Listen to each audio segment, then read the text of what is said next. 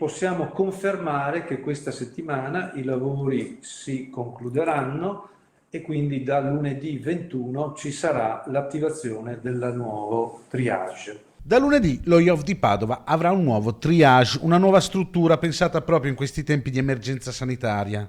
Per accedere all'ospedale Busonera le regole restano sempre le stesse: mascherina, misurazione della temperatura e l'igienizzazione frequente delle mani. Le visite e le cure allo IOF continuano, grazie anche alle aperture dei fine settimana.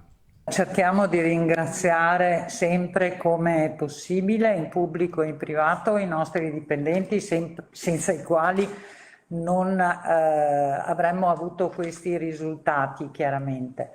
La stanchezza c'è perché appunto sono 10 mesi che siamo sottoposti a uno stress non indifferente, sia fisico che psicologico, perché ricordiamoci che ogni soggetto presente in ospedale che lavora per la sanità del Veneto a casa ha una famiglia, ha dei figli, quindi lo stress psicologico è molto molto elevato.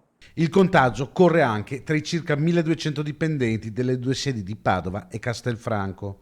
Ad oggi sono 13 positivi, 6 a Castelfranco e 7 a Padova. Non ci sono però focolai attivi. Continuano a essere, ed è la caratteristica, mi ripeto, ma è giusto che sia così, la caratteristica che vediamo in questa seconda ondata è proprio quella della macchia di leopardo. La maggior parte sono contatti stretti esterni, domiciliari.